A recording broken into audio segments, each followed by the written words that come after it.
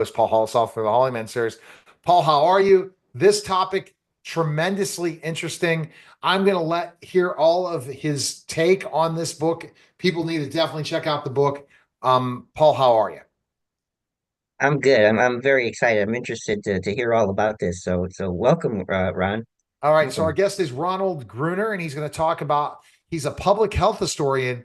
He's going to talk about COVID lessons. His latest book, COVID Wars: America's Struggle Over Public Health and Personal Freedom. Ron, how are you? And you know what? There's so many people on both sides of the aisle when we talk about COVID.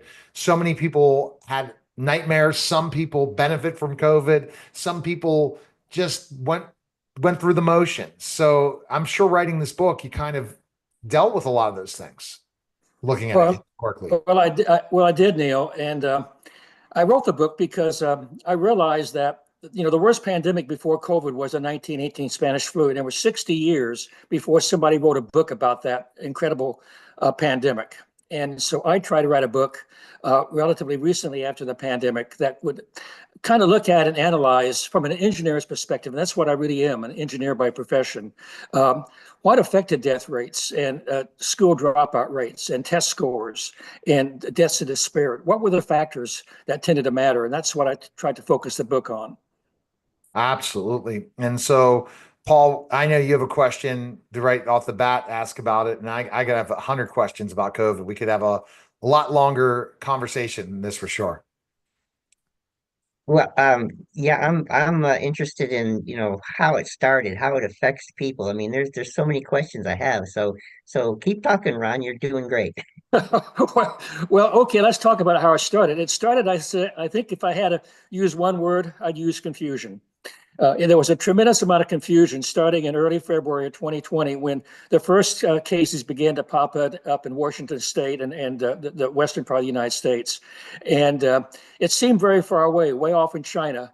And so we felt, I think, with somewhat justification that we would be protected. But that pretty quickly, we saw that was not the case. And by almost exactly 5 years ago yesterday, President Trump declared a national emergency on March 13th, 2020. Oh my Um, gosh, it was that that anniversary. My goodness, yes. now we're dealing with another crisis when some people look at specifically tariff crisis now. Almost same Yep. time So, period. Like yeah, deja vu happened again. We woke up again to this. that's different types of crises, but they're both crises. But in 2020, so President Trump declared a COVID emergency, a national emergency. And if you go back and look at the quotes in my book, he asked all Americans to really do everything they could to stay home, stay out of school, not go to bars, and essentially lock down the country for 2 weeks to start with, and it wound up being more like 6 weeks.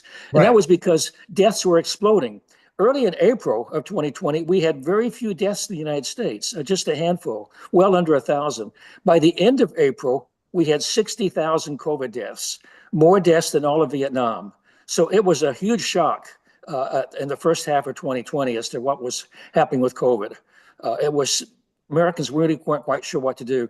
One side really felt we needed to reopen as quickly as possible. Another group felt, no, death rates are so high, we can't do that. And that's where we divided roughly in the middle of 2022.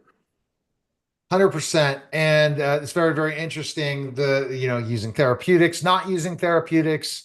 What should we have done herd immunity, or should we not have done herd immunity? There's just many different ways. And honestly, it goes back to who are you looking at? If you're concerned about the older population and people that could be sick, then yes, we made the right decisions. If you're concerned about the economy, no, we didn't. We made the right decisions at first and did not make the right decisions afterwards. It just goes back to what type of heart we have. Do we have a human heart or do we have an economy heart? Both of them can be hurt through this pandemic. Well, Neil, you're right about that. The country really divided in late 2020, starting around something called the Great Barrington Declaration. And that was done by three respected epidemiologists that basically said much of the United States were largely immune to the virus because they are young and healthy and they wouldn't be affected. If they did get COVID, they wouldn't get sick, but they would become immune. And so based on that, about half the states opened up pretty aggressively. The other half did not. And that's where the big divide came in. And the bottom line is the states that opened up aggressively had significantly better economic results, less unemployment, less businesses closed, but they also had the flip side of that coin, unfortunately, was higher death rates by a pretty good margin. Whereas the states which remained largely closed had lower death rates, but worse economic results. It was a kind of a zero-sum game. Totally. Now, I have had the most controversial anti-COVID, meaning against certain things, the vaccine, masks, and I've had the other side as well on my show. If you went back into history, I was the produced the #2 COVID vaccine show in the world according to the world, meaning search. I don't know, Paul, if you knew this before you met me. And the doctor swallowed COVID. He believed that the vaccine should have been just like some of the other vaccines using the virus versus what we ended up doing with mRNA. And that wasn't using the virus for the vaccine. So that was a huge thing. Masking was a huge thing. My personal freedom and therapeutics. So, Paul, you were probably, your head was spinning in what direction to go with, because now things are coming out that might have been different if we would have known differently. But it was so new to us. Right, Paul? Yeah, well, it was overwhelming for sure. I mean, for the average, the normal person, I mean, it was just overwhelming with all the things coming at them. This is the cure. No, this is the cure. Do this, wear the mask, do that, do this. And so it was like there didn't seem to me to be a lot of consistency going toward one direction. But Ron, I mean, tell us how that worked in your book, really. Well, a couple of thoughts about that. The first of all, there was tremendous confusion, and it started at the top. I mean, we were getting different directions in February, March, and then April and May and June. Of course, the virus was evolving and changing, and our knowledge of it was changing.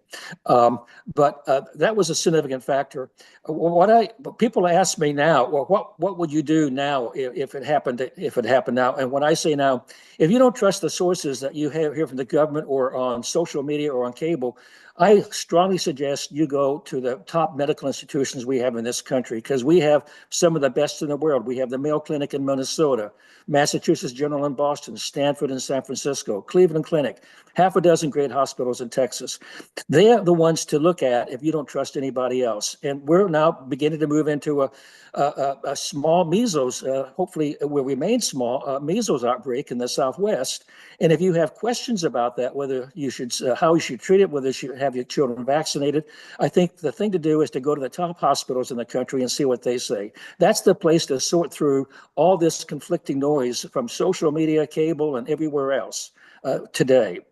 But in my book, the approach I took in my book, Paul and Neil, is, like I said, I'm an engineer at heart. I spent 40 years of my career running engineering and technology companies. So I took a very data-driven approach, which some people distrust, and I understand statistics can definitely lie. But what I say in the introduction to my book is I based my data from the CDC, and people distrust the CDC, but what I said, the CDC data is based on state data, which is based on county health bureau data, over 3,000 county health bureaus. So if you want to see if that data is reliable, simply check the CDC data for your county, and then go to your county health bureau locally, and they typically have a website, and see what they say. And I did that for 12 different counties across the country, and they always checked out. So that data is reliable. And the data simply said, like Neil mentioned, the states that opened up had better economic results, but significantly worse COVID death rates, and vice versa. That was the bottom line. And economics can hurt more deaths as well, for poverty, potential job loss, mental health concerns. It's really hard to say. It depends. If you care more about the economy than a human being, then you do it this way. If you care more about people's health versus the economy, you do it this way. So that's the hard angle that you have to bring. And this is what's happened in our society today as our country is divided, is it's based on a few different things. And if you are leaning towards this area, it can be very disagreeable to the other side. And that's what COVID was, bottom line. No, Neil, that's exactly right. And the states that had poor economic outcomes, high unemployment rates, they definitely suffer from deaths to despair, alcoholism, drugs, and things of that nature because of just despair. That was a factor, so they're not connected. The other thing to point out, we are divided, but we are a federation of states. I mean, we are 50 independent states, and states are allowed to make their own decisions how they wish to choose, how they want to conduct themselves during a pandemic, and states took very significant differences during the pandemic, which is, I guess, understandable. All right, Frank, your thoughts on COVID. So our guest is Ron Gruner, and he wrote about COVID wars, and he's really taking a journalist side. He's not taking either side, I can tell. I'm trying to keep that balance in a way. As I've interviewed Stella Emanuel, I've interviewed Dr. Robert Malone, but I've also interviewed people that are straight from the CDC and then on different areas. So it just all varied about people's take on COVID, how to deal with COVID, what to do with COVID. Frank, your thoughts on this and the COVID wars. What were your biggest memories and thoughts about COVID and how it was handled? Well, I have lots of thoughts about that, but I'll tell you, what I don't understand is that this is a respiratory disease, okay? Well, as far as I'm concerned, COVID is a respiratory disease, and that's what it is. It may be a vicious one, worse than the flu, but that's what it was. And we have over 100 years of medicine behind us dealing with and identifying respiratory diseases. What they did with COVID was, in my mind, unspeakable. They treated it like the plague. It resulted in a heartbreak in families. In my own family, my son will not speak to me or my wife anymore because we disagreed on what COVID was and what the treatment was. He turned into what we call the COVIDians. And he would leave the mail out for 2 days before he opened it. My sister came to visit them, and he wanted to spray them down with Kovac, whatever it's called. And it was sick. He went berserk. Okay, and his doctor friends that were doctors went berserk. Our own primary care doctor, that was wanted to be very open when I went in to see him, and I said, "What do you think about this response to COVID? I mean, really think it's whatever?" And it was like you were in he exploded. He just went at me and says, "I am a doctor and I'm part of the research." I mean, it was like telling somebody that was against his religion. It was just an unbelievable response. And I said nothing. I calmed down right away. I didn't know this guy is, and he's not willing to get into a conversation. As it turns out, a couple of years later, we see him. And this man that is supposed to know all about COVID, did all the research. He's already had 2 or 3 times he had COVID. He had all the shots, and now they're giving. Now, I'm sort of I don't in my life I don't really agree with authority. I always question it. And when this thing first started, things just didn't make sense. The infamation, the other one, Ivermectin. Ivermectin, then the other one, the Ivermectin and hydroxychloroquine. Hydroxychloroquine. Right, and so here we are, 100 years dealing with this respiratory disease. People wanted to try anything. They wouldn't let them. I guess why not try ivermectin? So that goes back to the therapeutics and the things because there's no research. So it goes back to how powerful the FDA is and how it might be changing through RFK now, and it'll be intriguing to look at that.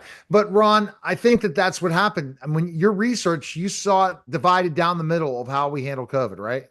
50% for, 50% against, probably just like the country is today. Yes, I did. Let me just make a couple of comments. I mean, we all have our beliefs and feelings and biases even, and I have to admit, I have a bias. My whole family is full of nurses. My wife's a nurse. My mother was a nurse.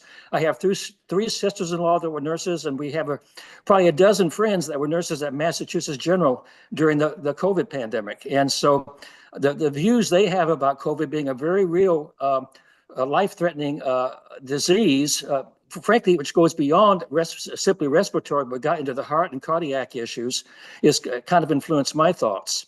One other comment I'd like to make about ivermectin. There's a lot of controversy about that. And there are 2 points of data I make in my book, which I personally found fairly convincing. The first one is Merck, which manufactures ivermectin, which is a generic drug, did a significant clinical study on ivermectin in 2020 and issued a report in January 21 saying ivermectin has no benefit treating the symptoms of COVID or preventing COVID. End of discussion. To me, even more convincing was the study that the country of India did for 9 months, a poor country with 1.6 billion people trying to find a cure and a treatment for COVID. And they investigated ivermectin for 9 months, and then they concluded in September of 2021 that it was ineffective. It did not treat symptoms and did not cure COVID. 2 pieces of really hard data. But Ron, the point I wanted to make was that they wouldn't try those things. The medical profession was up in arms against it. And you would think that you would let people do anything, and try anything. Why? And my question was, why were they preventing this? Why were they trying to put this down, or to stop people from using something? That has been around for 40 years or whatever, and we know it's safe. And so that's when my antennas went up and said, this doesn't make sense. Why are they preventing people from trying anything? Hell, it's just, if you get COVID, you go to a doctor, what do they tell you? Take Tylenol. I just did not understand that. So my antenna went up, and I knew somebody was trying to prevent something from happening. And that just really bothered me. And by the way, I refused to be vaccinated, and I never had anything. And I'm in my late 70s. Okay, I'm a prime example of being hit by COVID. I didn't take the shots. I just right. Did you get COVID at all? Did you get COVID at all? No, I don't. If I did, I didn't know it. Sometimes that can look like it could be a carrier, just kind of look like strep or certain that's things. another thing that really ticked me off was that corpse, Biden, excuse my political slant, getting up on there and saying that the unvaccinated are causing the epidemic. That really ticked me off. No, and then I knew they were pushing an agenda. They were pushing not science. They were pushing political science, and that that the money was behind the pharmaceuticals. All this stuff became aware. And if you had half a brain cell, you'd see for the first time the robe being pulled apart, so that you're going to see exactly how all this stuff works.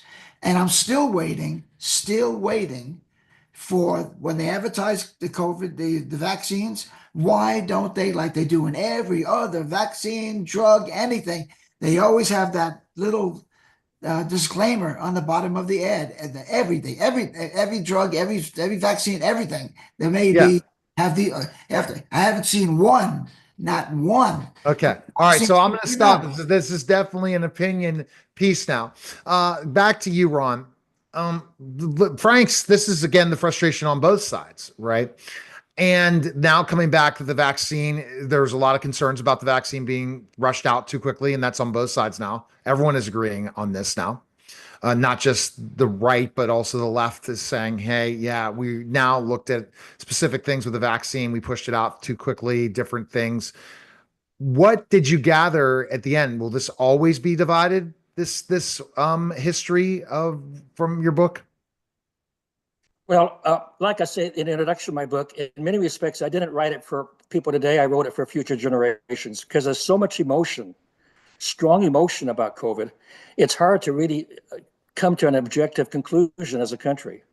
And I think once that emotion gets washed away, it takes years, then I think we can really begin to look at this logically and really determine what worked and what didn't work.